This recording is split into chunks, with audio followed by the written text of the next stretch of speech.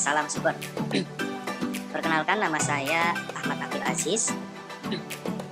Saya sekarang bekerja di sebuah developer properti, yang mana sebelum saya terjun ke dunia properti, saya bekerja sebagai guru honorer. Nah, pada dasarnya juga profesi guru itu memang sebetulnya bukan cita-cita saya pribadi, itu adalah cita-cita dari orang tua saya, karena orang tua saya dulu itu berharap saya menjadi seorang guru dan menjadi seorang PNS, apalagi dilatar belakangi oleh kakak-kakak saya yang sudah terjun terlebih dahulu di profesi guru, dan mereka juga sudah menjadi PNS di pemerintahan Kota Tegal.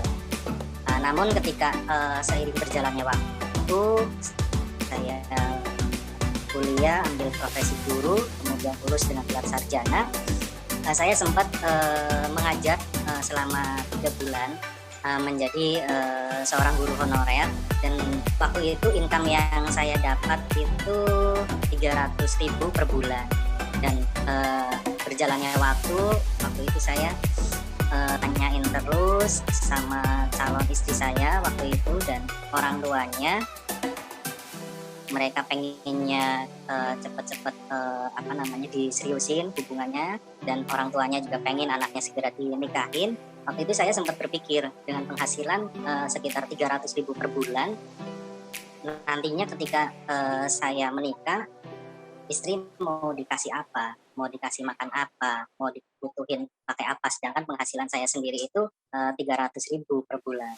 Waktu itu saya sempat berontak, sempat protes, saya sempat resign, mengundurkan diri, lalu saya terjun waktu itu ke otomotif. Nah, di dunia otomotif saya gabung selama hampir 2 tahun, dan sempat juga waktu di otomotif itu ada tes CPNS, tetap juga saya dipaksa oleh orang tua saya suruh ikut. Namun pada saat itu saya juga nggak mau ikut juga. Nah, waktu di otomotif saya jadi sales, dan di sana setelah saya jadi sales, saya cari konsumen, saya kanvas, dan ternyata hasil yang saya dapat ternyata lebih dari ketika saya menjadi seorang guru. Karena di otomotif juga ada salary dan komisi, jadi penghasilan double di situ di otomotif. Nah, kurang lebih hampir 2 tahun saya di otomotif, kemudian saya pengen mendapatkan yang lebih. Nah, pada saat itu dari teman ke teman ada penawaran untuk saya suruh ikut bergabung di dunia. Waktu itu ada kita stand pameran juga, baik otomotif maupun properti, dan di situ juga ada penawaran dari teman, kemudian cerita bahwasanya kalau di properti itu jauh lebih menjanjikan, dan sempat tergiur. Akhirnya saya mencoba gabung. Pada saat itu memang di kota saya sendiri, di Kota Tegal, ada salah satu developer nasional, developer besar yang masuk. Pada saat itu saya bergabung, saya ikut seleksi, mengikuti tes-tes yang ada, kemudian sampai akhirnya saya bisa diterima di sales di properti. Nah, pada saat itu sempat saya juga kepikiran juga, kira-kira bisa apa enggak ya saya menjual properti, karena secara umum, secara kebutuhan, kalau di otomotif memang jauh lebih mudah ketimbang di properti. Apalagi nilai properti yang saya jual itu nominalnya mahal, kisaran harga 1M ke atas. Berbeda dengan otomotif yang masih di bawah 1M. Nah, pada saat itu sempat selama hampir sebulan saya masih udah bergabung, tapi masih maju mundur karena masih ragu. Karena di minggu pertama, minggu kedua itu sama sekali tidak bisa belum bisa menjual. Akhirnya di bulan ketiga di minggu ketiga mau menginjak di minggu keempat, mulai di situ saya awal mendapatkan konsumen.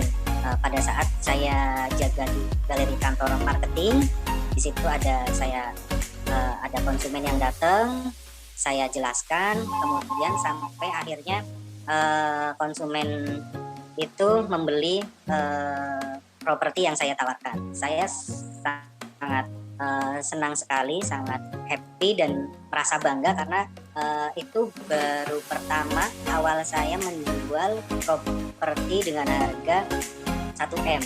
Yang biasa saya di otomotif jual harga 200, harga 150, 300. Nah, itu baru pertama kali saya menjual dengan nominal 1M itu di properti. Dan ternyata setelah saya berjualan dan mendapatkan komisi yang ternyata di luar dugaan. Yang artinya ternyata komisi di properti ini jauh lebih besar dibandingkan di otomotif.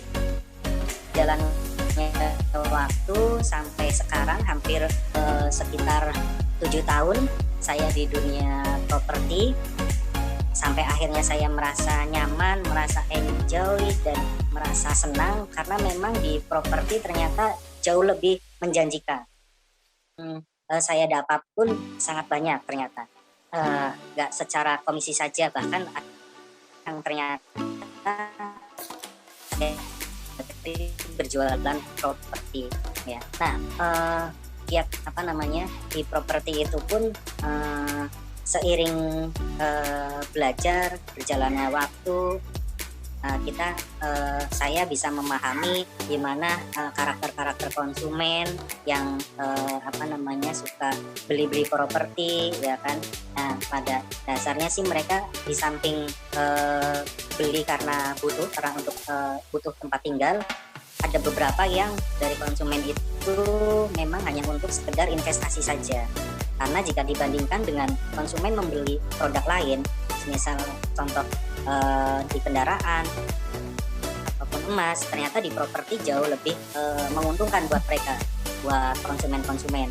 Dan ketika properti dibeli secara kredit pun hasilnya pun masih jauh lebih besar daripada misalkan konsumen beli produk otomotif kemudian dicicil. Nah, hasilnya beda. Kalau di otomotif membeli dengan cara dicicil di kredit jauh lebih rugi karena harga dari kendaraan itu sendiri cenderung mengalami penurunan. Beda halnya dengan properti beli dengan cara dicicil ternyata justru kenaikannya melebihi dari bunga kredit yang mereka ambil. Contohnya misalkan bunga kredit pada saat itu 11% per tahun, ternyata kenaikan properti lebih dari 11% seperti itu. Pemasaran saya pun menggunakan pendekatan emosional, pendekatan